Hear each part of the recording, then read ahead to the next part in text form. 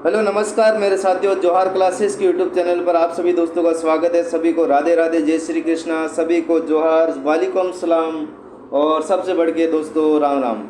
दोस्तों हम आज फिर आपकी सेवा में हाजिर हो गए हैं। राजस्थान के जो मोस्ट इम्पोर्टेंट जो क्वेश्चन जो प्रश्न उत्तरीय वो लेकर बीएसटीसी वालों के लिए, रीट पटवार सभी एग्ज़ाम प्रतियोगी परीक्षाओं की तैयारी करने वाले विद्यार्थियों के लिए एक थोड़ा बहुत सपोर्ट के लिए मैं आपके लिए प्रश्नोत्तरी लेके आ गया दोस्तों। और ये जो प्रश्नोत्तरी करवाऊंगा वो ध्यान रखना किसी न किसी एग्ज़ाम के अंदर पूछे गए हैं, इसीलिए ध्यान रखना दोस्तों कि आप लोगों को इन प्रश्नों को रट्टा मार लेना। क्या कर लेना है? रट्टा मार लेना दोस्तों, ठीक है ना। रट्टा मार लेना इन प्रश्नों को, क्योंकि ये बार बार टपकने वाले प्रश्न हैं। एक बार नहीं, बार बार ये प्रश्न टपकते हैं दोस्तों। और थोड़ी देर बाद विजय सर भी आपसे जुड़ जाने वाले हैं, तब तक मेरे साथ जुड़े रहे दोस्तों। एक बार क्लास को फटाफट शेयर कर दीजिए, अपने सभी दोस्तों तक पहुंचा दीजिए दोस्तों, और दबा के लाइक ठोक दीजिए और क्लास को शेयर कर दीजिए, अपने व्हाट्सएप स्टेटस पर लगा दीजिए दोस्तों, है ना दोस्तों। चलो ठीक है, आगे बढ़ते हैं दोस्तों। और राजस्थान में सर्वाधिक पर्यटन किन स्थलों को देखने आते हैं, ये पूछा गया प्रश्न। क्या पूछा गया मेरे दोस्तों कि राजस्थान में सर्वाधिक पर्यटन किन स्थलों को देखने के लिए, पर्यटन के तौर पर किन स्थलों को देखने के लिए आते हैं? तो ध्यान रखना दोस्तों, तो ध्यान रखना प्राकृतिक स्थल, वन्य जीव संरक्षण स्थल, सांस्कृतिक स्थल या फिर ऐतिहासिक स्थल। तो दोस्तों इसका जो आंसर हो जाएगा वो क्या हो जाएगा? ऐतिहासिक स्थल हो जाएगा, ठीक है। पर्यटन की दृष्टि भी अगर देखा जाए किसको देखने के लिए आते हैं, तो ध्यान रखना दोस्तों ऐतिहासिक स्थल को देखने के लिए आते हैं मेरे दोस्तों, है ना। आगे चलते हैं। दूसरे नंबर का प्रश्न आपकी फोन की स्क्रीन पर आ चुका है दोस्तों। पैटर्न बनाने की कला के लिए कौन सा नृत्य प्रसिद्ध है दोस्तों? कि पैटर्न बनाने की कला के लिए कौन सा नृत्य प्रसिद्ध है, ये पूछा गया। चक्री नृत्य, शंकरीय नृत्य, धाकड़ या कच्ची घोड़ी नृत्य, है ना दोस्तों। तो कौन सा होगा? तो ध्यान रखना कौन सा? कच्ची घोड़ी नृत्य। कौन सा दोस्तों? कच्ची घोड़ी नृत्यम, ठीक है ना। कच्ची घोड़ी नृत्य मराठा और सिपाहियों, मुगल सिपाहियों के मध्य, ये जब मराठों के घोड़े वगैरह छिपा लेते हैं उस समय मराठा करते हैं अपने नकली घोड़े वगैरह पहनकर, ठीक है, ध्यान रखना। आगे चलते हैं। इसका जो आंसर हो जाएगा 4th नंबर का राइट हो जाएगा। और आगे चलते हैं दोस्तों। कमायचा का संबंध निम्न में से किस जाति से है, ठीक है, ये पूछा गया। कमायचा का संबंध निम्न में से किस जाति से है दोस्तों? तो मगनियार से है, कालबेलिया से है, या फिर आगे और ऑप्शन दे रखे हैं, कंजर है या फिर कामड़ जाति। तो ध्यान रखना दोस्तों, इसका जो आंसर हो जाने वाला है कमायचा का जो संबंध है वो निम्न में से किससे हो जाएगा? तो ध्यान रखना वो मगनियार जाति से हो जाता है। किस जाति से हो जाएगा दोस्तों? मगनियार जाति का जो संबंध है वो किससे है? कमायचा से है, ठीक है ना दोस्तों। आगे चलते हैं और आगे जो बात करेंगे यहाँ पर कामड़ जाति की महिला द्वारा रामदेव जी के मेले में, किसके दोस्तों? रामदेव जी के मेले में एक नृत्य किया जाता है, उस नृत्य का नाम है तेरह ताली नृत्य। कौन सा दोस्तों? तेरह ताली नृत्य किया जाता है और ये रामदेव जी के मेले के अंदर किया जाता है, ठीक है ना। कामड़ जाति की महिलाओं के द्वारा तेरह ताली नृत्य किया जाता है ना। आगे चलते हैं दोस्तों, आगे बात करते हैं। गोपाल उदय हुक्मा जीवन चित्रकला की किस शैली से है दोस्तों? संबंधित है। मतलब गोपाल उदय हुक्मा जीवन ये चित्रकला की किस शैली से संबंधित थे, ठीक है दोस्तों। तो ध्यान रखना ये जो हो जाएंगे दोस्तों आमेर जयपुर शैली से संबंधित। किससे? आमेर जयपुर शैली से संबंधित है दोस्तों। ध्यान रखना मेवाड़ शैली का प्रथम जो ग्रंथ था दोस्तों उसका नाम है श्रावक प्रतिक्रमण चित्र चूर्णी। क्या है दोस्तों? श्रावक प्रतिक्रमण चित्र चूर्णी। ये मेवाड़ चित्र शैली का प्रथम ग्रंथ है और ये 1260 में महाराजा तेज सिंह के समय लिखा गया था दोस्तों। दूसरा जो ग्रंथ है सुपासनाचर्यम। क्या दोस्तों? सुपासनाचर्यम। दूसरा जो ग्रंथ है सुपासनाचर्यम, ये ग्रंथ है और ये मेवाड़ शैली का दूसरा ग्रंथ है दोस्तों। ये आबू देलवाड़ा के अंदर चित्रित किया गया था और इसका जो चित्रकार था दोस्तों हीरानंद था, ठीक है दोस्तों, हीरानंद था, ठीक है ना। ये किसके समय लिखा गया था? ये मोगल, उस समय राजा कौन था दोस्तों? मोगल था। और भी ध्यान रखना कि उस समय यहाँ पर तेज सिंह था और ये आयड़ उदयपुर के अंदर चित्रित किया गया था, आयड़ उदयपुर के अंदर चित्रित किया था, है ना दोस्तों।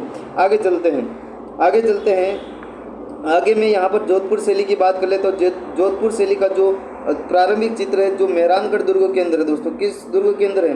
मेहरानगढ़ दुर्ग के अंदर। और मेहरानगढ़ दुर्ग दोस्तों कहाँ पर पड़ता है? जोधपुर के अंदर। इसका जो निर्माता माना जाता है राव जोधा को माना जाता है और राव जोधा ने 12 मई 1459 को जोधपुर की स्थापना की थी। और अगर 1559 में पूछा जाए 1559 में उदय सिंह ने उदयपुर की स्थापना की थी दोस्तों, है ना।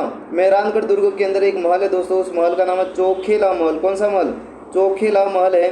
और चोखेला महल के अंदर राव मालदेव के समय दो चित्र बनाए गए थे। एक तो राम रावण युद्ध का चित्र, और एक बनाया गया था सप्तशती का चित्र दोस्तों। किसका?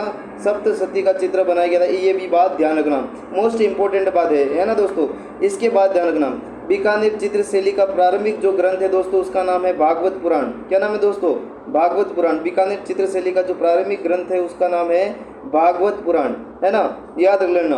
आगे चलते हैं दोस्तों, आगे बात करते हैं और बात करते हैं। यहाँ पर मेवाड़ शैली के बारे में एक बात और देख लो। मेवाड़ शैली की बात करें दोस्तों तो मेवाड़ के राजस्थानी चित्रकला का उद्गम कहाँ से माना जाता है? यहीं से माना जाता है। राजस्थानी चित्रकला का उद्गम दोस्तों, राजस्थानी चित्रकला का उद्गम अगर पूछा जाए तो वो मेवाड़ से माना जाता है। कहाँ से माना जाता है? मेवाड़ से माना जाता है। कहाँ से माना जाता है? मेवाड़ से माना जाता है। चलो ठीक है दोस्तों, आगे जो प्रश्न आ चुका है कि आगे जो प्रश्न, मेवाड़ शैली की चित्रकला की किसके शासनकाल में प्रारंभ हुई? मेवाड़ शैली की चित्रकला किसके शासनकाल में, मतलब मेवाड़ जो चित्रशैली वो किसके समय प्रारंभ हुई दोस्तों? काहो तो ये तो मतलब थोड़ा ऐसे ही अटपटांग हो गया दोस्तों, ठीक। कान्हड़ देव याद कर लेना, यहाँ पर कान्हड़ देव यूँ लिख देना। इस प्रताप, अमर सिंह द्वितीय या फिर राज सिंह दोस्तों। प्रताप के समय इस शैली का, महाराणा प्रताप के समय इस शैली का क्या होता है दोस्तों? प्रारंभ होता है। और अमर सिंह द्वितीय के समय इस शैली का क्या माना जाता है दोस्तों? स्वर्णकाल माना जाता है। क्या माना जाता है? स्वर्णकाल माना जाता है। इस बात को भी गांठ बांध के रखना, गांठ बांध के रखना इस बात को, है ना, ध्यान रखना, अच्छी तरह से ध्यान रखना। और आंखें फाड़ के देखना, आंखें फाड़ के देखना, है ना, आगे ध्यान रखना। डोंगरशाही ओढ़नी किस कला से संबंधित है दोस्तों? डूंगर मतलब डूंगरा मत समझ आना, ठीक है ना। डोंगरशाही ओढ़नी किस कला से संबंधित है? एप्लिक, बंदेज, और ऑप्शन आ रहे हैं दोस्तों वाटिका या ब्लू पोट्री, है ना। तो इसका जो आंसर हो जाएगा वो किससे हो जाएगा? वाटिका। कहाँ हो जाएगा दोस्तों? वाटिका। इसका जो आंसर हो जाएगा वाटिका। आगे चलते हैं। कागज पर निर्मित चित्र कौन सा होता है दोस्तों? जो कागज पर निर्मित जो चित्र होता है उसको हम क्या कहते हैं? पाने कहते हैं, ठीक है। कागज को वैसे वागड़ी भाषा के अंदर क्या कहते हैं दोस्तों? कागज को वागड़ी भाषा के अंदर पाने कहते हैं। और इसका जो आंसर कागज पर निर्मित चित्र क्या कहलाता है? पाना। सांची कहाँ की प्रसिद्ध है दोस्तों? तो ध्यान रखना, सांची कहाँ की प्रसिद्ध? केले की सांची अगर पूछी जाए तो वो नाथद्वारा की प्रसिद्ध है। कहाँ की प्रसिद्ध दोस्तों? नाथद्वारा की। और नाथद्वारा की ध्यान रखना दोस्तों, नाथद्वारा की गुलाबी गणगौर प्रसिद्ध है। कौन सी गणगौर? गुलाबी गणगौर पूछी जाए तो गुलाबी गणगौर कहाँ की प्रसिद्ध है? नाथद्वारा की प्रसिद्ध है ना दोस्तों। फड़ के लिए कौन सा स्थान प्रसिद्ध है? शाहपुरा। कौन सा दोस्तों? शाहपुरा। और शाहपुरा वर्तमान में नया जिला है, ठीक है, ये भी ध्यान रखना। आगे चलते हैं दोस्तों, आगे चलते हैं। निम्न में से राजस्थान का कौन सा स्थल सेंधव अस्थल नदी के किनारे स्थित है? सेंधव मतलब गिलोन हो गया, यहाँ पर गिलोन रखना। गिलोन सभ्यता, पीलीबंगा सभ्यता, आयट सभ्यता या कालीबंगा सभ्यता? तो ध्यान रखना आयट सभ्यता। कौन सी? आयट। सेंधव स्थल नदी के किनारे स्थित, ध्यान रखना सेंधव। तो ध्यान रखना कौन सा हो जाएगा? ये जो हो जाएगा आयट सभ्यता। कालीबंगा सभ्यता कहाँ पर है दोस्तों? नौहर हनुमानगढ़। कहाँ पर है? सॉरी, इसका जो आंसर हो जाएगा वो कौन सा हो जाएगा? हाँ, इसका जो आंसर हो जाएगा वो कालीबंगा हो जाएगा। कौन सा हो जाएगा दोस्तों? कालीबंगा।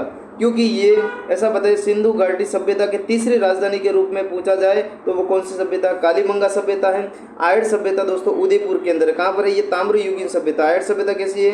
ताम्रयुगीन सभ्यता है। पीलीबंगा सभ्यता कहाँ पर है? ये मुझे कमेंट बॉक्स के अंदर आप लोग बताओगे। गिलोन सभ्यता जो स्थित है दोस्तों राजसमंद के अंदर स्थित है। कहाँ पर स्थित है? राजसमंद के अंदर कौन सी सभ्यता स्थित है? गिलोन सभ्यता स्थित है। इतना ध्यान रखना। आगे चलते हैं दोस्तों, आगे जो बात करेंगे, बेराट में जो पुरातात्विक स्थल अवशेष मिले हैं वो किस काल से संबंधित है दोस्तों? मौर्य काल से हैं या फिर मध्यकाल से, गुप्त काल, हड़प्पा काल? ध्यान रखना बेराट जयपुर के अंदर, जयपुर ग्रामीण के अंदर हो जाएगा बेराट, ठीक है ना दोस्तों। बेराट सभ्यता कहाँ से? तो ध्यान रखना बेराट सभ्यता ही के अंदर से आपको पता होगा यहीं से 1837 में दोस्तों, कब? 1837 में कैप्टन बर्ट के द्वारा अशोक के शिलालेख खोजे गए थे और अशोक मौर्य था, इसीलिए ध्यान रखना यहाँ पर मौर्य काल के अवशेष प्राप्त होंगे, ठीक है ना। मौर्य काल के अवशेष प्राप्त होंगे, इतना ध्यान रखना। बेराट का अगर प्राचीन नाम पूछा जाए दोस्तों तो ध्यान रखना विराटनगर होगा। क्या होगा? विराटनगर क्या होगा? विराटनगर। आगे चलते हैं दोस्तों, आगे चलते हैं फटाफट। एक बार फटाफट वीडियो को लाइक कर दो, फटाफट कमेंट एक दबा के लाइक ठोको। मेरे को कल मैंने देखा, कल वाले वीडियो के अंदर आप लोगों के कोई भी लाइक वगैरह नहीं किए, कोई भी लाइक वगैरह नहीं किए, कुछ भी कमेंट वगैरह नहीं आ रहे हैं। अगर आपकी इच्छा है मैं वीडियो नहीं बनाऊँ तो कोई बात नहीं, ये आज अंतिम वीडियो होगा आपका दोस्तों, अंतिम वीडियो होगा। आज के बाद कोई भी वीडियो नहीं आएगा अगर कमेंट वगैरह लाइक वगैरह नहीं, देख लेना। आज के बाद कोई भी वीडियो नहीं आने वाला है। और आपका जो बॉस है वो क्या है, आज से नाराज है, ध्यान रखना। और बॉस का शाबाश, बॉस को आज गुस्सा आ गया दोस्तों, है ना, ध्यान रखना। आज के बाद कोई वीडियो नहीं बनेगा। पैपुर सॉल्यूशन वाले ध्यान रखना, BSCC वालों के लिए नहीं बनाओ, मैं नाराज हो गया आपसे। दबा के लाइक आने चाहिए, दबा के क्या आने चाहिए, कमेंट आने चाहिए। फटाफट वीडियो को शेयर करें, 500 1000 जनों को शेयर कर दो फटाफट, है ना। बूढ़े डोकरी डोकरा को भी शेयर करना है वीडियो को। आगे चलो। हाँ, ऑप्शन दे रहे फटाफट। जोधपुर में पुस्तक प्रकाश का निर्माण जसवंत सिंह ने करवाया, अजित सिंह ने करवाया, मान सिंह ने करवाया, तख्त सिंह। तो ध्यान रखना दोस्तों, इसका जो निर्माण करवाया था वो मान सिंह ने करवाया था। किसने करवाया था? मान सिंह। अगर जोधपुर का शासक 1857 की क्रांति के समय जोधपुर का शासक कौन था? तख्त सिंह था। कौन था? तख्त सिंह। एक बार यहाँ पर राजस्थान का नक्शा बना देता हूँ दोस्तों, और 1857 की क्रांति के समय कौन कौन से राजा थे ये मैं आपको अभी के अभी आपके सामने बता देता हूँ कि लो, ये आ गया आपका राजस्थान। मेवाड़ में उस समय था दोस्तों, कौन सा था? ध्यान रखना, मेवाड़ में से स्वरूप सिंह। कौन था?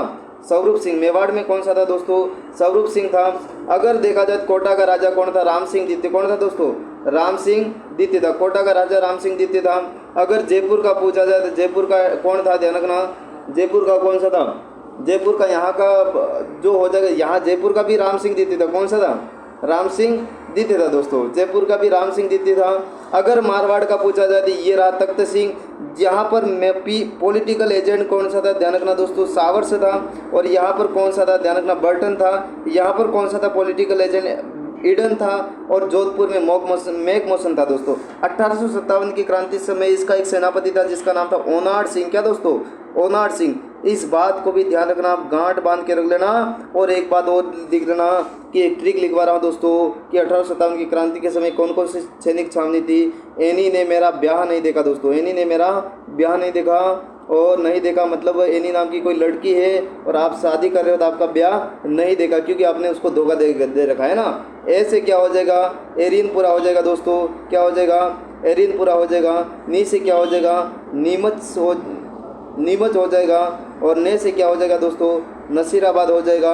ब्याह से हो जाएगी ब्यावर, नई को नहीं देखना है। और देवली से देव हो जाएगा, देवली हो जाएगा दोस्तों। और खे से हो जाएगा खेरवाड़ा हो जाएगा। क्या हो जाएगा?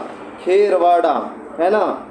आगे चलते हैं। ये आपकी 6 सैनिक छावनियाँ थी 1857 की क्रांति के समय। और आगे चल जाते हैं दोस्तों, आगे बात करेंगे। राजस्थान के किस शहर को सन सिटी, सूर्य नगरी के नाम से जाना जाता है? सूर्य की तरह अगर चमकना आपको तो मेहनत करनी पड़ेगी दोस्तों। और सूर्य की नगरी के नाम से किसको जाना जाता है? तो ध्यान रखना, वो किसको जाना जाता है?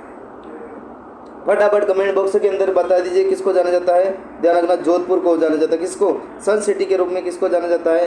जोधपुर को जाना जाता है। आगे बढ़ते दोस्तों। गणेश जी का प्रसिद्ध मेला, गणेश जी का प्रसिद्ध मंदिर किस जिले के अंदर स्थित है?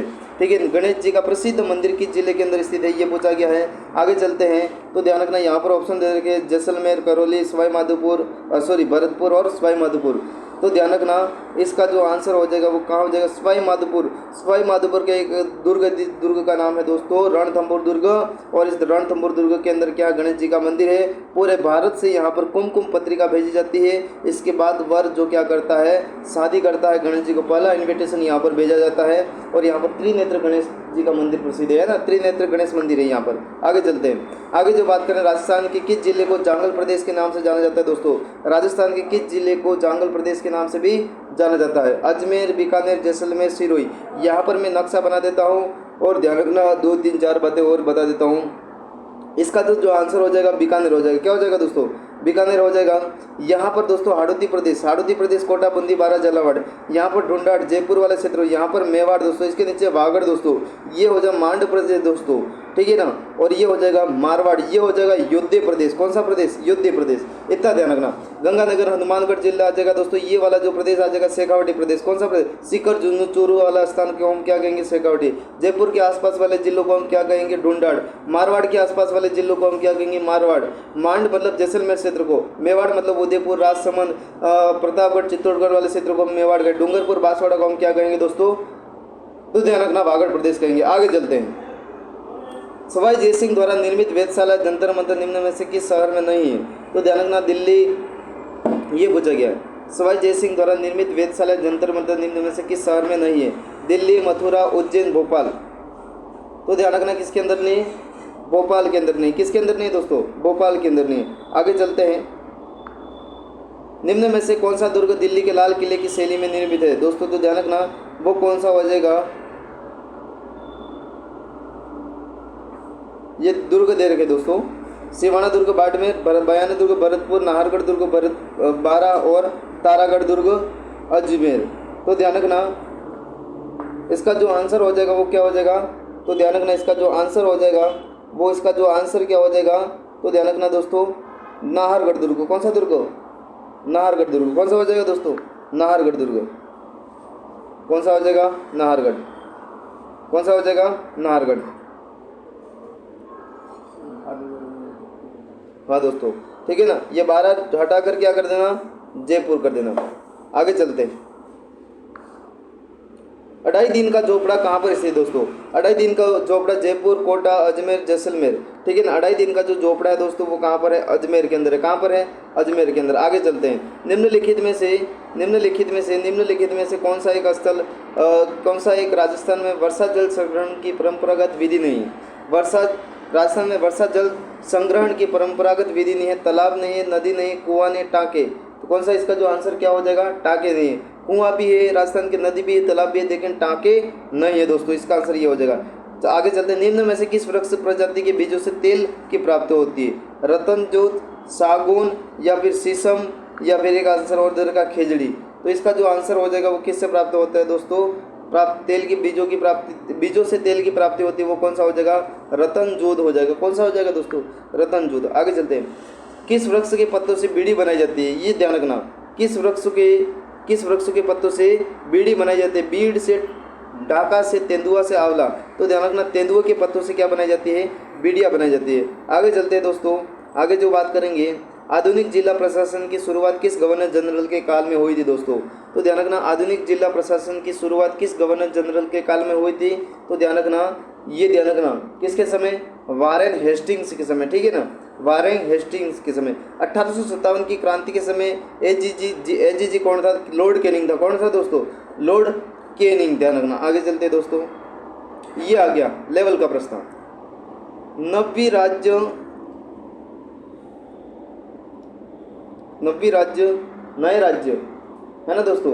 तो ध्यान रखना दोस्तों इसके बारे में। नवी राज्य पुनर्गठन के बाद 7 अगस्त 2023 से राजस्थान राज्य में संभागों की स्थिति कितनी? तो ध्यान रखना राजस्थान में उस समय संभागों की यहाँ पर कोड दिया गया दोस्तों। नए राज्य, नए जिले होंगे है ना दोस्तों। नए जिलों की स्थापना के बाद है ना, नए जिलों की स्थापना के बाद ध्यान रखना 7 अगस्त 2023 से राजस्थान राज्य में कितने संभागों की स्थिति है? तो राज्य में कुल 10 संभाग होंगे। बांसवाड़ा, पाली, सीकर नए संभाग बने हैं। बांसवाड़ा संभाग में डूंगरपुर, प्रतापगढ़, बांसवाड़ा 3 जिले आते हैं। चलो ठीक है, पाली संभाग, सिरोही और सांचौर ये कितने जिले आते हैं? इसके यहाँ पर दे रखा दोस्तों, सही कोड दे रखा। तो ध्यान रखना इसका जो सही कोड है वो कौन सा हो जाएगा? ये हो जाएगा, 3 हो जाएगा। ठीक है, 1 2 3 4। तो यहाँ पर देखना पड़ेगा हमको, क्या देखना पड़ेगा? इसके अंदर कौन सा राइट है? तो ध्यान रखना दोस्तों ये कौन सा राइट है? तीनों राइट है। 1 2 3। राज्य में कुल कितने संभाग हो गए? 10। बांसवाड़ा, पाली, सीकर नए संभाग बने। ठीक है, 3 नए संभाग बने। बांसवाड़ा, पाली, सीकर नए संभाग बने हैं। बांसवाड़ा संभाग में डूंगरपुर, प्रतापगढ़ जिले आते हैं। बीड़ी याद रखना आपको, क्या रखना है? BDP है ना। तो बांसवाड़ा खाकी मतलब खाकी पीनी है। बीड़ी का मतलब बांसवाड़ा, डी से डूंगरपुर, पी से प्रतापगढ़। क्या हो जाएगा? प्रतापगढ़। चलो ठीक है, आगे चलते हैं। राज्य में क्रीड़ा विश्वविद्यालय कहाँ पर स्थापित किया गया दोस्तों? राज्य में क्रीड़ा विश्वविद्यालय कहाँ पर स्थापित किया गया? क्रीड़ा विश्वविद्यालय कहाँ पर स्थापित किया गया? ध्यान रखना झुंझुनू के अंदर स्थापित किया गया। आगे चलते हैं दोस्तों। राज्य में खाद्य सुरक्षा अधिनियम कब लागू किया गया? राज्य में खाद्य सुरक्षा अधिनियम कब लागू किया गया? ध्यान रखना दोस्तों 2 अक्टूबर 2013 को लागू किया गया था। आगे चलते हैं। निम्न में से जनसंख्या के न्यूनतम घनत्व 2011 वाला जिला कौन सा है?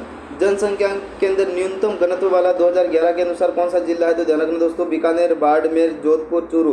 तो इसका जो आंसर हो जाएगा वो कौन सा हो जाएगा? बीकानेर हो जाएगा। आगे चलते हैं। राजस्थान के किस जिले में सर्वाधिक मुस्लिम जनसंख्या है दोस्तों? राजस्थान के किस जिले के अंदर सर्वाधिक मुस्लिम जनसंख्या है? तो ध्यान रखना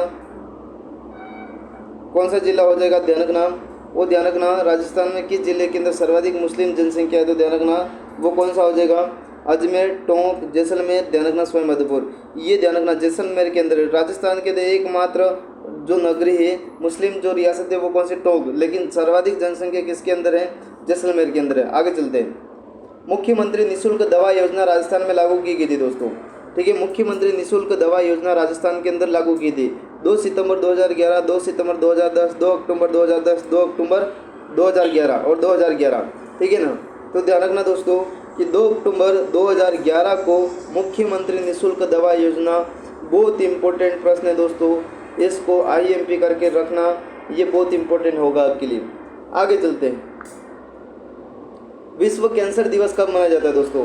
विश्व कैंसर दिवस कब मनाया जाता है? विश्व कैंसर दिवस कब मनाया जाता है? तो 1 फरवरी, 2, 3 फरवरी, 7 फरवरी। तो ध्यान रखना 7 फरवरी को मनाया जाता है। कब मनाया जाता है?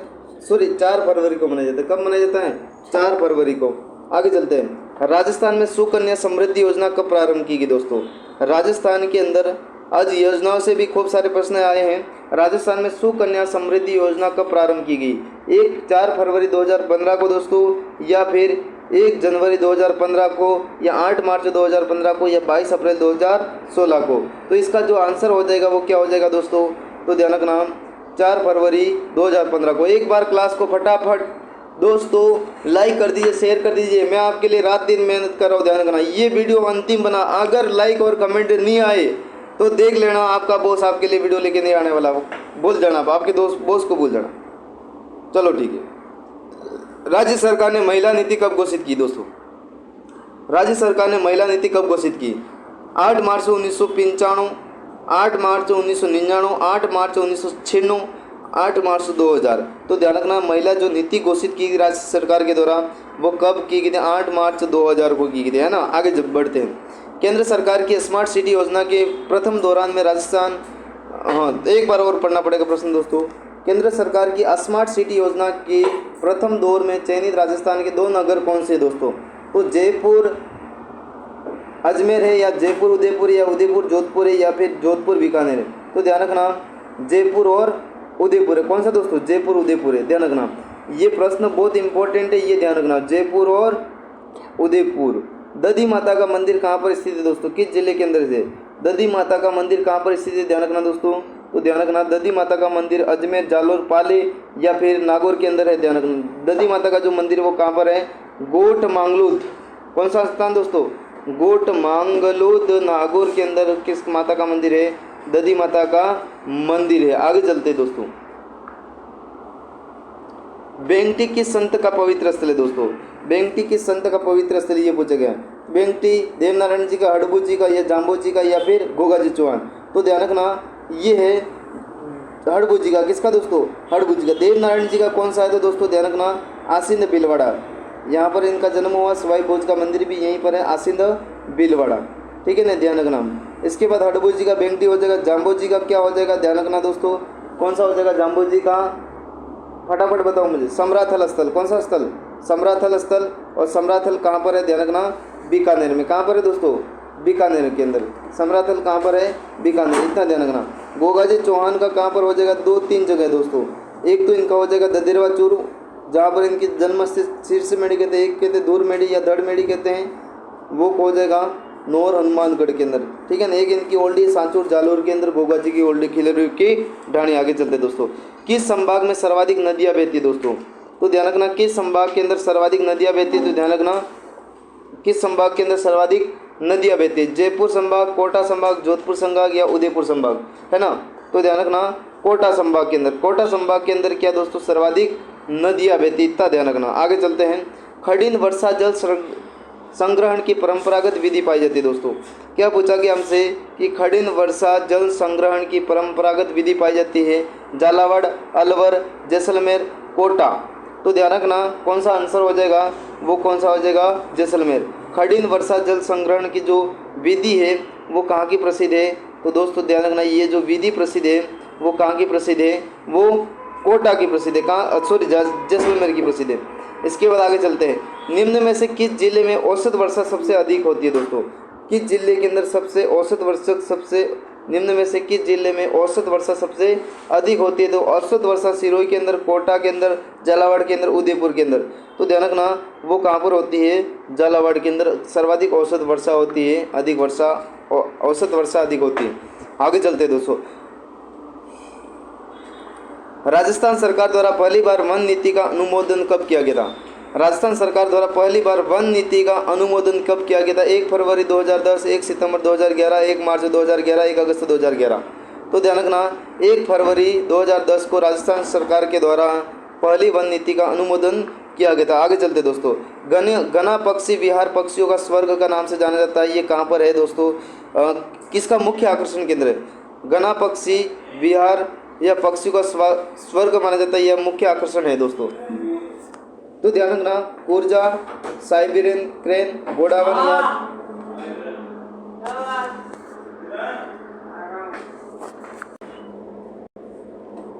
तो ध्यान रखना दोस्तों, ये कौन सा पक्षी हो जाएगा? कूर्जा पक्षी। कौन सा पक्षी हो जाएगा? सॉरी, इसका जो आंसर हो जाएगा दोस्तों, वो आंसर कौन सा हो जाएगा? इसका जो आंसर हो जाएगा वो कौन सा हो जाएगा? साइबेरियन क्रेन दोस्तों, है ना। आगे चलते हैं। ताल छापर अभ्यारण्य किसके लिए प्रसिद्ध है? वह है दोस्तों ताल छापर जो अभ्यारण्य है चूरू के अंदर है। और ध्यान रखना ताल छापर जो अभ्यारण्य है वो ध्यान रखना किसके लिए प्रसिद्ध है? कृष्ण मृग के लिए, ठीक ना। ताल छापर जो अभ्यारण्य है कृष्ण मृग के लिए। आगे चलते हैं दोस्तों। राजस्थान राज्य के वृक्ष, राज्य पक्षी तथा राज्य पशु क्रमशः यहाँ पर 3 प्रश्न पूछे गए। राज्य वृक्ष कौन सा राजस्थान का? राज्य पक्षी कौन सा? राज्य पशु कौन सा है? तो खेजड़ी, गोडावन, चिंकारा। खेजड़ी, मोर, बाघ, बबूल, गोडावन, शेर, आम, मोर, गोडावन। तो ध्यान रखना इसका जो आंसर हो जाएगा राजस्थान का राज्य वृक्ष कौन सा? खेजड़ी। और राज्य पक्षी कौन सा? गोडावन। और राज्य पशु कौन सा है? चिंकारा। और पशु के साथ साथ एक और ध्यान रखना ऊंट भी है। कौन सा है दोस्तों? ऊंट भी है ना। आगे चलते हैं। लोकसभा में राजस्थान की कितनी सीटें हैं दोस्तों? तो ध्यान रखना लोकसभा में राजस्थान की कितनी सीटें हैं? तो ध्यान रखना लोकसभा के अंदर राजस्थान की कितनी सीटें हैं? 25 दोस्तों। कितने सीटें? 25। आगे चलते हैं। मुख्यमंत्री की नियुक्ति भारत के संविधान के किस अनुच्छेद के अंतर्गत आती है दोस्तों? जब मुख्यमंत्री की नियुक्ति की जाती है तब वो भारत के किस संविधान के अनुच्छेद के अंदर वर्णन मिलता है? तो ध्यान रखना वो मिलता है यहाँ पर अनुच्छेद 153, अनुच्छेद 164, 167, आर्टिकल 176। तो ध्यान रखना इसका जो आंसर हो जाने वाला है दोस्तों, अनुच्छेद 164, आर्टिकल 164। इसके माध्यम से क्या किया जाता है? ध्यान रखना दोस्तों मुख्यमंत्री की नियुक्ति की जाती है भारतीय संविधान के अनुसार। दूसरा 42 नंबर का प्रश्न आ चुका है दोस्तों कि बलवंत राय मेहता समिति थी दोस्तों लोकतांत्रिक विकेंद्रीकरण पर, पंचायती राज संस्थाओं पर, ग्रामीण विकास पर, सामुदायिक विकास कार्यक्रम पर। तो दोस्तों ध्यान रखना लोकतांत्रिक विकेंद्रीकरण पर दोस्तों, किसके ऊपर? लोकतांत्रिक विकेंद्रीकरण पर थी ये दोस्तों। आगे बढ़ते दोस्तों। राजस्थान में पंचायती समिति का प्रधान अपना इस्तीफा किसे दे? पंचायत समिति का जो प्रधान होता है, प्रधान जो होते हैं ना अपने गांव के अंदर, वो इस्तीफा किसके देते हैं? तो ध्यान रखना वो जिला प्रमुख को देते हैं। किसको देते हैं? जिला प्रमुख को देते हैं ना। आगे चलते हैं। ग्राम पंचायत का सरपंच बनने हैं तो न्यूनतम आयु क्या दोस्तों? 21 वर्ष होनी चाहिए मेरे हिसाब से। कितने वर्ष होनी चाहिए? 21 वर्ष। अगर ग्राम पंचायत का सरपंच बनने हैं तो कितनी आयु होनी चाहिए? तो ध्यान रखना वो होनी चाहिए 21 वर्ष। वर्तमान में वोट डालने की उम्र कितनी है? तो 18 वर्ष। कितने दोस्तों? 18 वर्ष। आगे चलते हैं।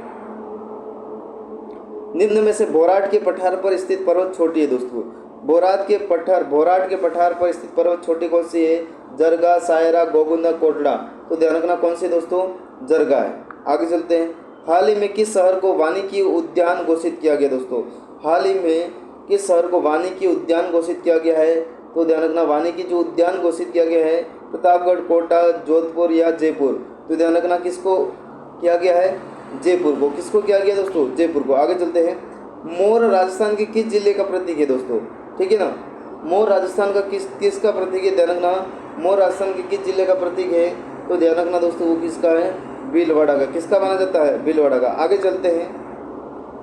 राजस्थान अंतर्राष्ट्रीय सीमा पर ऑपरेशन सर्द हवा किसके द्वारा चला गया? ठीक है ना। ऑपरेशन जो सर्द हवा वो चला गया था वो किसके द्वारा चला गया है?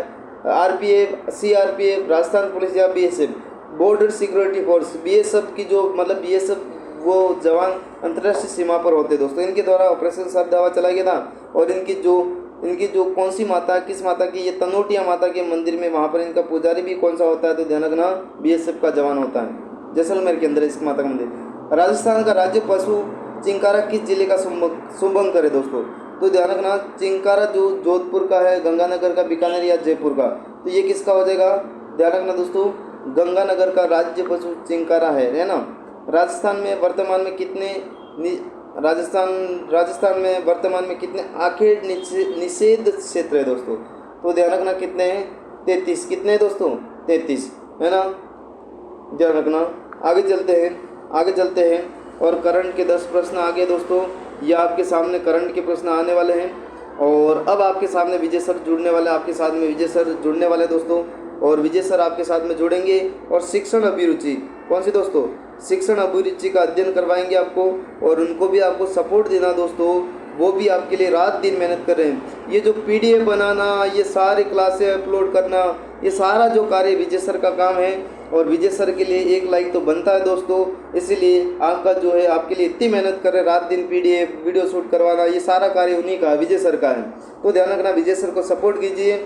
और मैं आपसे अभी विदा लेता हूँ और आपसे अभी जस्ट विजय सर जुड़ने वाले, इतना ध्यान रखना। हेलो नमस्कार मेरे साथियों, और मैं आपके सामने करंट के क्वेश्चन लेके आया हूँ और राहुल सर थोड़ी देर पहले आपको विदा दे के गए, और जिसमें से हम आपके सामने फर्स्ट में करंट के क्वेश्चन करेंगे 10 और इसके बाद में हम शिक्षण अभिरुचि के क्वेश्चन करेंगे। तो तब तक आप मेरे साथ में बने रहे दोस्तों। और करंट का हमारा पहला प्रश्न है जो आपको स्क्रीन पर दिख रहा होगा दोस्तों, जिसमें लिखा गया है कि हाल ही में समाचारों में देखा गया ऑपरेशन कामधेनु पशु तस्करी पर अंकुश लगाने के लिए किस राज्य केंद्र शासित प्रदेश द्वारा शुरू किया गया? तो इसमें से हमारा सही ऑप्शन हो जाएगा वो दोस्तों जम्मू कश्मीर। आज हम ज़्यादा बात नहीं करेंगे हर प्रश्नों पे और आगे बढ़ते हैं। और हमारा दूसरा प्रश्न है वो आपको दोस्तों स्क्रीन पर दिख रहा होगा दोस्तों। और इससे पहले आप लाइक, कमेंट और सब्सक्राइब जरूर करें। अगर नए हो तो सब्सक्राइब करें, अगर पुराने हो तो कमेंट कर दें, ठीक है दोस्तों। अब हम दूसरा प्रश्न पढ़ते हैं। आरबीआई ने हाल ही में स्थानीय मुद्राओं के उपयोग को बढ़ावा देने के लिए किस बैंक के साथ एक समझौता ज्ञापन पर हस्ताक्षर किया? तो बैंक इंडोनेशियन है। इसमें से हमारा पहला ऑप्शन यहाँ पे राइट होता है दोस्तों। और आगे बढ़ते हैं। और जो हमारा तीसरा प्रश्न है वो आपको स्क्रीन पर दिख रहा होगा दोस्तों, जिसमें लिखा गया है कि हमारा संविधान हमारा सम्मान अभियान कार्यक्रम कहाँ आयोजित किया गया? तो फर्स्ट ऑप्शन है हमारा कोटा, दूसरा जोधपुर और तीसरा बीकानेर और चौथा है हमारा जयपुर। तो इसमें से सही ऑप्शन हो जाएगा दोस्तों हमारा बीकानेर संभाग में हमारा संविधान हमारा सम्मान अभियान कार्यक्रम आयोजित किया गया। और आगे बढ़ते हैं। और हमारा जो चौथा प्रश्न है वो आपको स्क्रीन पर दिख रहा होगा दोस्तों, जिसमें लिखा गया है कि किसी देश को प्रतिष्ठित खसरा और रूबेला चैंपियन वैश्विक पुरस्कार से सम्मानित किया गया?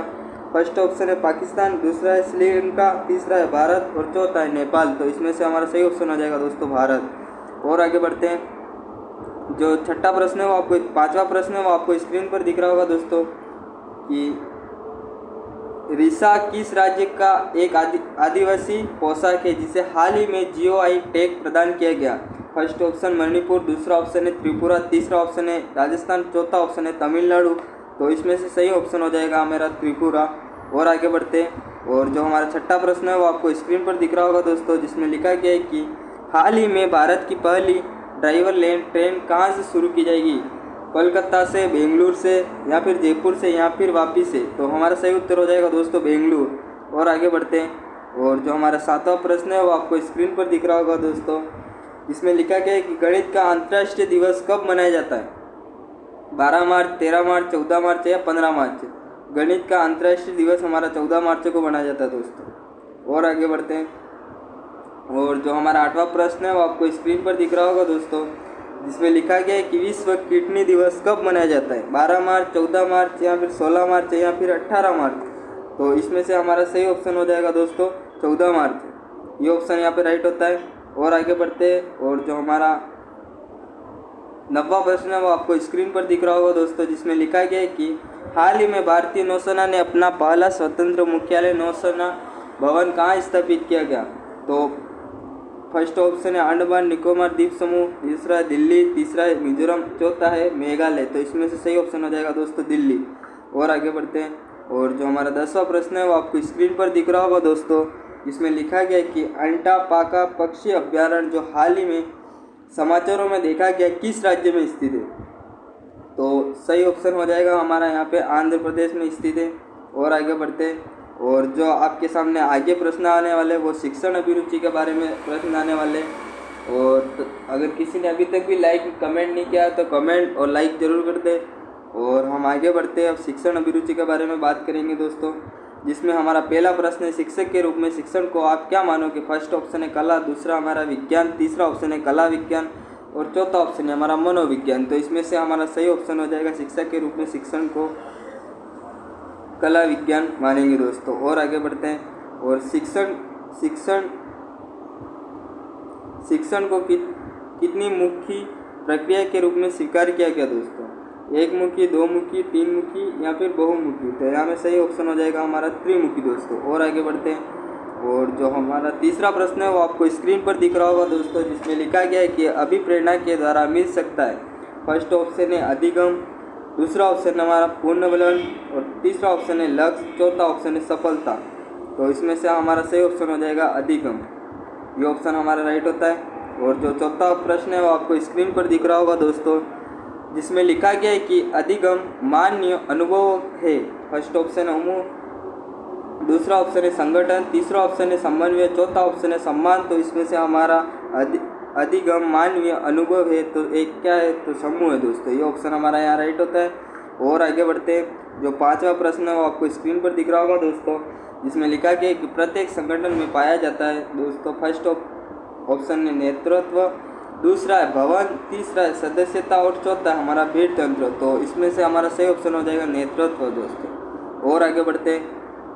और जो हमारा छठा प्रश्न है वो आप स्क्रीन पर आ चुका है दोस्तों, इसमें लिखा गया है कि प्रजातंत्र में नेता का पद मिलता है बल के द्वारा या फिर चाटुकारिता के कारण या फिर प्रभावशीलता के कारण या फिर धन के कारण। तो इसमें से हमारा सही ऑप्शन हो जाएगा वो प्रभावशीलता के कारण। ये ऑप्शन हमारा यहाँ पे राइट होता है। और आगे बढ़ते हैं। जो सातवां प्रश्न है वो आपको स्क्रीन पर दिख रहा होगा दोस्तों, जिसमें लिखा गया है कि यदि नेता सदस्यों के सम्मुख सशर्त सुझाव रखता है तो इससे नेता का क्या प्रभाव पड़ता है अपने सदस्यों पर होगा? तो इससे नेता का प्रभाव अपने सदस्यों पर होगा। फर्स्ट ऑप्शन है कम, दूसरा अधिक, तीसरा मध्यम, चौथा है कुछ नहीं। तो इसमें से हमारा सही ऑप्शन हो जाएगा दोस्तों कम। पहला ऑप्शन यहाँ पे हमारा राइट होता है दोस्तों। और आगे बढ़ते हैं। जो हमारा आठवां प्रश्न है वो आपको स्क्रीन पर दिख रहा होगा दोस्तों, जिसमें लिखा गया है कि समझौतावादी प्रकार के नेतृत्व में अधिक महत्व दिया जाता है। फर्स्ट ऑप्शन है हमारा दंड को, दूसरा ऑप्शन है पुरस्कार को, तीसरा ऑप्शन है कार्य को और चौथा ऑप्शन है हमारा वफादारी को। तो इसमें से हमारा सही ऑप्शन हो जाएगा वो दोस्तों पुरस्कार को। समझौतावादी प्रकार के नेतृत्व में अधिक महत्व दिया जाता है। और आगे बढ़ते हैं दोस्तों। जो हमारा आठवां प्रश्न है वो आपको स्क्रीन पर दिख रहा होगा दोस्तों, जिसमें लिखा गया है कि एक नेता के रूप में प्रधानाध्यापक के व्यवहार होने चाहिए। फर्स्ट ऑप्शन है हमारा यहाँ पे विद्यालय हितकारी, दूसरा ऑप्शन है हमारा निष्पक्ष, चौथा ऑप्शन है हमारा प्रभावपूर्ण और पांचवा ऑप्शन है हमारा चौथा ऑप्शन है हमारा अवसरवादी और तीसरा ऑप्शन है हमारा प्रभावपूर्ण। तो इसमें से हमारा सही ऑप्शन हो जाएगा दोस्तों,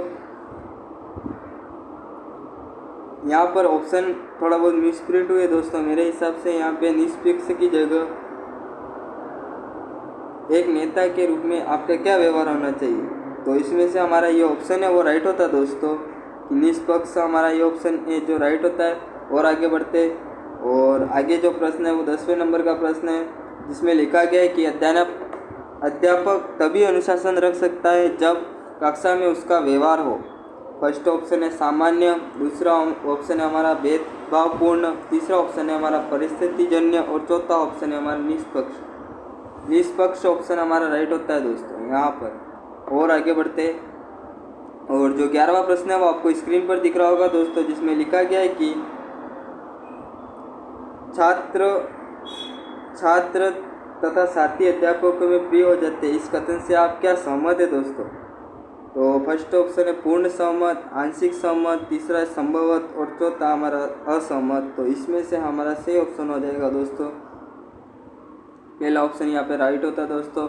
शिक्षण अभिरुचि में हमारे 99% उत्तर हमारे पॉजिटिव ही देने होते हैं दोस्तों। और आगे बढ़ते हैं हम। जो 12वां प्रश्न है वो आपको स्क्रीन पर दिख रहा होगा दोस्तों, जिसमें लिखा गया है कि कुछ सदस्य एक नेता के रूप में आपकी आलोचना करना प्रारंभ कर रहे हैं, इस दिशा में आप क्या करेंगे? उनसे बदला लूँगा, या फिर चुप रहूँगा, या फिर उन्हें समझाऊँगा, या फिर सभी के समक्ष अपना पक्ष रखूँगा? तो इसमें से हमारा सही ऑप्शन है वो चौथा ऑप्शन हमारा यहाँ पे राइट होता है दोस्तों। और आगे बढ़ते एक नेता के रूप में सदस्यगण आपको जो भी सौंपे उसको करना चाहिए दोस्तों। तो क्या करना चाहिए? इसमें हमारा फर्स्ट ऑप्शन है खानापूर्ति के रूप में पूर्ण उत्साह के साथ, तीसरा ऑप्शन है आंशिक उत्साह के साथ, चौथा ऑप्शन है उदासीनता के साथ। इसमें से हमारा ऑप्शन हो जाएगा वो पूर्ण उत्साह के साथ, ऑप्शन हमारा यहाँ पे राइट होता है। और आगे बढ़ते हैं हमारे 14वें प्रश्न की ओर।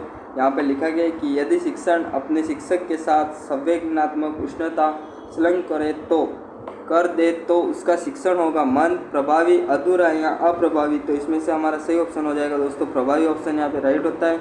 और आगे बढ़ते और जो हमारा 15वां प्रश्न है वो आपकी स्क्रीन पर आ चुका है, जिसमें लिखा गया है कि सृजनात्मकता में उत्पाद संबंधित रहता है सदैव, या फिर कभी कभी, या फिर कई बार, या फिर कभी नहीं। तो इसमें से हमारा सही ऑप्शन हो जाएगा वो दोस्तों सदैव हो जाएगा।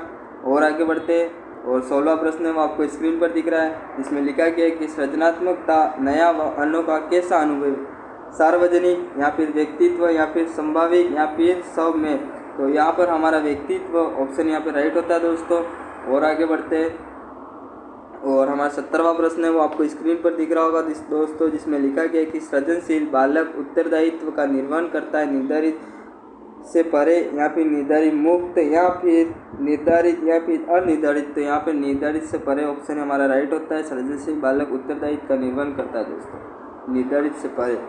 और जो हमारा 18वां प्रश्न है वो आपको स्क्रीन पर दिख रहा होगा दोस्तों, जिसमें लिखा गया है कि बालकों के विचार अध्यापक की दृष्टि में होते सामान्य, या फिर मूल्यवान, या फिर उपयोगी, या फिर व्यर्थ। तो इसमें से हमारा सही ऑप्शन हो जाता है दोस्तों मूल्यवान बालकों के विचार में अध्यापक की दृष्टि से होते हैं दोस्तों। और आगे बढ़ते हैं जो हमारा 19वां प्रश्न है वो आपको स्क्रीन पर दिख रहा होगा दोस्तों, जिसमें लिखा गया है कि सृजनशीलता के अवसर विद्यार्थियों को कहाँ प्राप्त होंगे? प्रतियोगी परीक्षा में, या प्रोजेक्ट कार्य में, या फिर व्याख्यान विधि में, या फिर सांस्कृतिक कार्य में? तो इसमें से हमारा सही ऑप्शन हो जाएगा दोस्तों प्रोजेक्ट कार्य में। और आगे बढ़ते हैं और जो हमारा 20वां प्रश्न है वो आपको स्क्रीन पर दिख रहा होगा दोस्तों, जिसमें लिखा गया है कि सृजनशीलता के विकास हेतु कौन सी विद्यालय व्यवस्था सही हो सकती है? फर्स्ट ऑप्शन है महाविद्यालय, दूसरा ऑप्शन है माध्यमिक, तीसरा हमारा प्राथमिक, चौथा हमारा उच्च प्राथमिक। तो इसमें से हमारा सही ऑप्शन हो जाएगा दोस्तों प्राथमिक।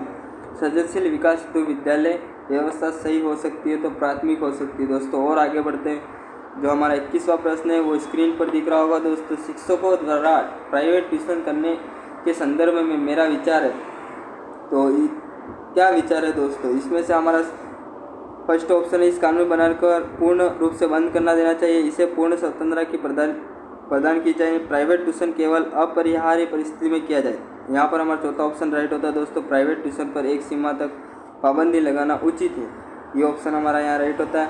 और आगे बढ़ते जो हमारा 22वां प्रश्न है वो स्क्रीन पर आ चुका है, जिसमें लिखा गया है कि विद्यालयों में होने वाले ग्रीष्मावकाश का मेरा विचार से शिक्षकों को निम्नलिखित प्रयोग करना चाहिए: रुचि एवं ज्ञानवर्धक पुस्तकों का पठन पाठन, आगामी वर्ष के अध्याय हेतु तैयारी करने में, या फिर सैर सपाट करने तथा घूमने फिरने में, या फिर पारिवारिक कार्यों को पूरा करने में। तो यहाँ पर हमारा सही ऑप्शन हो जाता है वो दोस्तों पहले नंबर का ऑप्शन राइट होता है, रुचि रखकर ज्ञानवर्धक पुस्तकों में पठन पाठन के लिए। और आगे बढ़ते जो 23वां प्रश्न है वो स्क्रीन पर आ चुका है दोस्तों, यदि आपके माता पिता आपकी बहनों की शिक्षा से वंचित करते हैं तो आप उन्हें ऐसा रोकेंगे, या फिर आप उन्हें अशिक्षा की हानियाँ बताएंगे, या फिर आप उनका खुलकर विरोध करेंगे, या आप स्वयं उनकी शिक्षा व्यवस्था करेंगे? तो सही ऑप्शन हमारा तीसरा है जो राइट होता है, उनका खुलकर विरोध करेंगे दोस्तों। ठीक है दोस्तों, और आगे बढ़ते हैं। जो हमारा 24वां प्रश्न है वो स्क्रीन पर दिख रहा होगा दोस्तों। बालकों के विचार अध्यापक की दृष्टि से होते हैं सामान्य, मूल्यवान या फिर उपयोगी या फिर व्यर्थ। तो इसमें से हमारा सही ऑप्शन हो जाएगा वो दोस्तों मूल्यवान ऑप्शन यहाँ पे हमारा राइट होता है। और आगे बढ़ते हैं। और जो 24वां प्रश्न है वो आपको स्क्रीन पर दिख रहा होगा दोस्तों, जिसमें लिखा गया कि वैदिक युगीन शिक्षण को ब्रह्म के समकक्ष माना जाता है। इसका प्रमुख कारण शिक्षण पूर्ण मनोयोग से राष्ट्र निर्माण के संलग्न था। ये ऑप्शन हमारा यहाँ पे राइट होता है दोस्तों, फर्स्ट ऑप्शन राइट होता है। आज ज़्यादा ऑप्शनों के बारे में नहीं बात करेंगे, सीधे मतलब उत्तर की ही बात करेंगे दोस्तों। और आगे बढ़ते हैं। और जो हमारा 25वां प्रश्न है वो आपके सामने आ चुका है दोस्तों, जिसमें लिखा गया कि सांस्कृतिक कार्यक्रमों का आयोजन आवश्यक है, इसका कारण है। तो इसका क्या कारण है दोस्तों? वे छात्रों को विभिन्न भूमिका अदा करने के अवसर प्रदान करेंगे। ये शिक्षकों को अत्यधिक उत्तरदायी बना देते हैं। यहाँ छात्र एवं शिक्षकों को सांस्कृतिक धरोहर से परिचित कराते हैं, या फिर ये छात्रों में सांस्कृतिक मूल्यों का विकास करते हैं। तो इसमें से हमारा सही ऑप्शन हो जाएगा दोस्तों, वे छात्रों को भूमिकाएं अदा करने का अवसर प्रदान करते हैं। ये पहला ऑप्शन हमारा यहाँ पे राइट होता है दोस्तों। और आगे बढ़ते हैं। जो 26वां प्रश्न है वो आपको स्क्रीन पर दिख रहा है। वर्तमान शिक्षा का आधारभूत उद्देश्य परमार्थ एवं मोक्ष की प्राप्ति, व्यवसायिक कौशलों की प्राप्ति, या फिर जागृति उत्पन्न करने का साधन, या फिर व्यक्तित्व निर्माण का साधन। तो इसमें से हमारा सही ऑप्शन हो जाएगा जागृति उत्पन्न करने का साधन। ये ऑप्शन हमारा यहाँ राइट होता है। और आगे बढ़ते हैं। और हमारा 27वां प्रश्न है, यदि आप किसी कक्षा में शिक्षण कार्य करते हैं तो आप अपने छात्रों को किस प्रकार का गृह कार्य देंगे? कठिन एवं जटिल गृह कार्य, ताकि छात्र अधिक मेहनत से पूरा करें। और दूसरा ऑप्शन है हमारा मनोरंजनात्मक एवं सरल गृह कार्य, ताकि छात्र सुविधाजनक ढंग से उसे पूरा करें। या फिर आरोचक या अरुचिकर गृह कार्य, ताकि शीघ्रतापूर्वक उग जाए। या फिर संक्षिप्त एवं उत्तेजक, ताकि छात्र स्वयं करके सीखे। तो इसमें से हमारा सही ऑप्शन हो जाएगा वो दोस्तों दूसरे नंबर का ऑप्शन राइट होता है यहाँ पे। और आगे बढ़ते हैं। और जो हमारा 28वां प्रश्न है वो स्क्रीन पर आ चुका है दोस्तों। मान लीजिए आपकी परीक्षा कक्ष में क्षेत्रीय नेता का बालक नकल कर रहा है। यदि उसे नकल करते पकड़ लिया जाए तो उसका क्या विरोध करेंगे? आप उसे अंतिम निर्णय परीक्षा समिति पर छोड़ देंगे, आप उसे तुरंत परीक्षा में से वंचित कर देंगे, आप उसे प्रति उदासीन रहेंगे, आप स्वयं के ऊपर क्रोध करेंगे क्योंकि आपने स्वयं के लिए कठिनाई उत्पन्न कर ली हो। तो इसमें से आप अंतिम निर्णय लेंगे कि परीक्षा समिति पर छोड़ देंगे। ये ऑप्शन हमारा यहाँ राइट होता है। और आगे बढ़ते हैं और बात करेंगे दूसरों प्रश्नों के बारे में। जो 29वां प्रश्न है वो आपको स्क्रीन पर दिख रहा होगा दोस्तों। शिक्षकों के प्रशिक्षण के लिए व्यवस्था की जाती है दोस्तों, जिसमें व्यक्ति शिक्षण व्यवसाय के लिए अभिप्रेरित हो सके, या फिर जिसमें व्यक्ति शिक्षण संबंधी कौशल को प्राप्त कर सके, या फिर जिससे व्यक्ति छात्रों की व्यवहार संबंधी योग्यता का ज्ञान प्राप्त कर सके, या फिर जिससे शिक्षकों की बढ़ती मांग पर काबू किया जाए। तो इसमें से हमारा सही ऑप्शन हो जाएगा वो दोस्तों दूसरे नंबर का हो जाएगा, जिसमें व्यक्ति शिक्षण संबंधी कौशलों को प्राप्त कर सके। और आगे बढ़ते हैं। जो 30वां प्रश्न है वो स्क्रीन पर आ चुका है दोस्तों। निम्नलिखित में से कौन सी युक्ति द्वारा आप अपने विद्यालय के परीक्षा परिणाम को श्रेष्ठता प्रदान कर सकेंगे दोस्तों? तो इसमें से फर्स्ट ऑप्शन है शिक्षकों के लग्न एवं मेहनत से कार्य की प्रेरणा देंगे। ये ऑप्शन हमारा यहाँ पे राइट होता है दोस्तों, फर्स्ट ऑप्शन। और आगे बढ़ते हैं। और जो 31वां प्रश्न है वो आपको स्क्रीन पर दिख रहा होगा। कुछ बातें बोलने की अपेक्षा इशारों से ही अच्छी प्रकार समझाई जा सकती है, क्या आप इस बात से स्वीकार करते हैं? तो हाँ दोस्तों, ये फर्स्ट ऑप्शन हमारा हाँ वो ही राइट हो जाएगा दोस्तों। और आगे बढ़ते हैं। और जो हमारा 32वां प्रश्न है वो आपको स्क्रीन पर दिख रहा होगा दोस्तों। विचार संप्रेषण कला तथा विज्ञान दोनों ही जिसे अर्जित किया जा सकता है, प्रशिक्षण से या फिर अभ्यास से, या फिर भाषा उन्नति से, या फिर मनोवैज्ञानिक विधियों से। ये ऑप्शन हमारा यहाँ पे राइट होता है। और आगे बढ़ते हैं। अगर किसी भी स्टूडेंट को PDF चाहिए तो वो हमारे टेलीग्राम से जुड़े। जोहार क्लासेस डूंगरपुर टेलीग्राम चैनल है, और यूट्यूब पर भी हमारी लिंक मिल जाएगी, और वहाँ से हमारी PDF मिल सकती है। अगर PDF जिसको भी चाहिए वो कमेंट कर सकता है स्टूडेंट। ठीक है दोस्तों। और आगे बढ़ते हैं। और जो 33वां प्रश्न है वो आपको स्क्रीन पर दिख रहा होगा। दृष्टांत का कथन, उदाहरण आदि विचार संप्रेषण को बनाते रोचक, सामान्य, कठिन या फिर बौद्धात्म्य, तो इसमें से हमारा रोचक बनाते हैं दोस्तों। ये ऑप्शन हमारा यहाँ पे राइट होता है। और आगे बढ़ते, और जो 34वां प्रश्न है वो आपको स्क्रीन पर दिख रहा होगा दोस्तों। विचार ग्रहण बहुत कुछ निर्भर करता है, छात्रों के अवधान शक्ति, छात्रों की तत्परता पर, छात्रों की शारीरिक शक्ति पर, या फिर उक्त सभी। तो इसमें से हमारा छात्रों की तत्परता पर, यह ऑप्शन यहाँ पर राइट होता है। और आगे बढ़ते हैं, और 35वां प्रश्न है, शिक्षण एक विज्ञान तथा कला है, क्या यह कथन सत्य है? नहीं, हाँ, स्पष्ट, यह केवल क्या है? तो यह हमारा सही ऑप्शन हो जाएगा, यह केवल सत्य दोस्तों। यहाँ पर हाँ ऑप्शन ही जो राइट होता है दोस्तों। और आगे बढ़ते हैं, जो 36वां प्रश्न है वो स्क्रीन पर आ चुका है दोस्तों। पारिवारिक अनौपचारिक शिक्षा प्रदान करने का सर्वश्रेष्ठ साधन क्या आप इस कथन से सहमत है? नहीं, कुछ कुछ, या फिर पूर्ण रूपे, या फिर अस्पष्ट। ये हमारा अस्पष्ट दोस्तों। और आगे बढ़ते हैं, 37वां प्रश्न है, बीएड करने के बाद जयपुर की एक युवती को जैसलमेर में पंचायत समिति में तृतीय ग्रेड अध्यापिका की नौकरी मिल गई, वहाँ युवती नहीं गई, क्यों? उसकी शिक्षा बढ़ने की इच्छा नहीं, जैसलमेर दूर है, या फिर तृतीय ग्रेड में वेतन कम मिलता है, या फिर वह जैसलमेर को पसंद नहीं करती है। तो इसमें से हो जाएगा ऑप्शन, दूसरा ऑप्शन हमारा पॉजिटिव मिलता है यहाँ पे, वो ऑप्शन हमारा यहाँ पे राइट होता है दोस्तों। और आगे बढ़ते, आज की संपूर्ण शिक्षा प्रणाली सैद्धांतिक या उद्देश्य है, क्या आप इस कथन का समर्थन करते हैं दोस्तों? तो इसमें से हमारा सही ऑप्शन हो जाएगा दोस्तों, आज की संपूर्ण शिक्षा प्रणाली सैद्धांतिक तथा उद्देश्य ही, क्या यह कथन समर्थ है दोस्तों? आज की संपूर्ण शिक्षा प्रणाली, तो ये हमारा सत्य दोस्तों, ये ऑप्शन हमारा राइट होता है। और आगे बढ़ते हैं, और जो हमारा 39वां प्रश्न है वो आपकी स्क्रीन की कगार पर आ चुका है दोस्तों, जिसमें लिखा गया है कि जब कहीं नौकरी नहीं मिलती है तो विवश होकर हम बीए करते हैं, जिससे नौकरी एक अवसर और मिल जाता है। ऐसे युवक शिक्षण व्यवसाय के साथ न्याय नहीं कर पाते। इस कथन से आप क्या सहमत है? पूर्ण सहमत है दोस्तों, या फिर पूर्ण असहमत है, या फिर आंशिक सहमत है, या फिर संभवत है? तो हमारा यहाँ पे आंशिक सहमत है, ये ऑप्शन हमारा राइट होता है।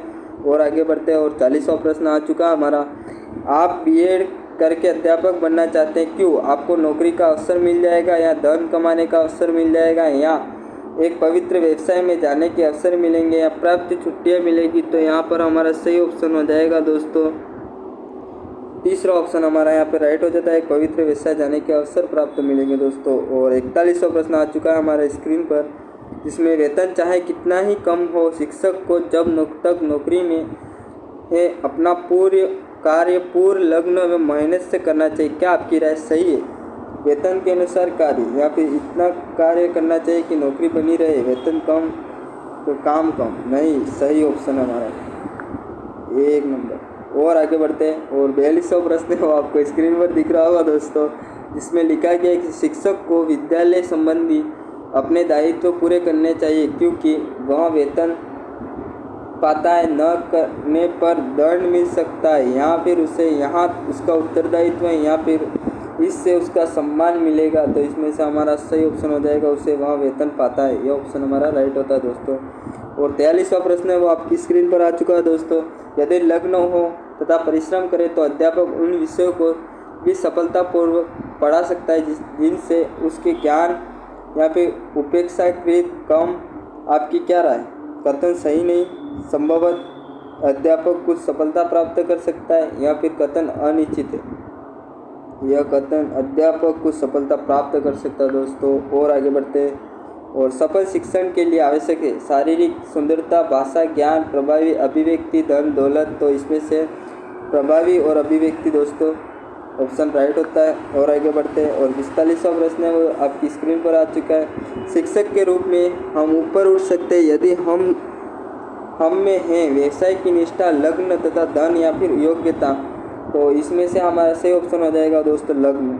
और आगे बढ़ते हैं, और जो हमारा 46वां प्रश्न है वो स्क्रीन पर आ चुका है दोस्तों, व्यक्ति द्वारा लिए गए निर्णय सामाजिक संवेदनशील प्रभावित हो सकते हैं, कभी हो सकते हैं, या फिर कभी नहीं हो सकते, या फिर प्राय हो सकते हैं। तो हमारा ऑप्शन हो जाएगा वो दोस्तों पहला हो जाएगा, हो सकते हैं। और 47वां प्रश्न है, सामाजिक संवेदना के द्वारा बालक में उत्पन्न हो जाएगा मानवीकरण, सामाजिकरण, एकीकरण या सामान्यीकरण। तो हमारा सही ऑप्शन हो जाएगा दोस्तों सामाजिकरण। और आगे बढ़ते हैं। और जो 48वां प्रश्न है वो आपको स्क्रीन पर दिख रहा होगा दोस्तों। सामाजिक संवेदना विकसित करने के लिए हमें बच्चों को भ्रमण करवाना चाहिए, विद्यालय में या फिर वन में या फिर सार्वजनिक स्थल पर या फिर सामाजिक कार्यक्रम में। तो सामाजिक कार्यक्रम में ऑप्शन हमारा राइट होता है।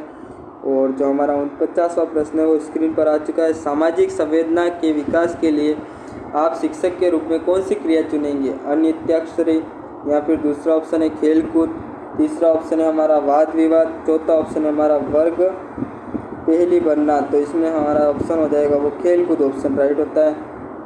और आगे बढ़ते हैं। और जो हमारा आज का अंतिम प्रश्न है वो स्क्रीन पर आ चुका है दोस्तों। और अभी तक भी किसी ने लाइक नहीं किया हो, कमेंट नहीं किया हो तो कर ले दोस्तों अपने हिसाब से।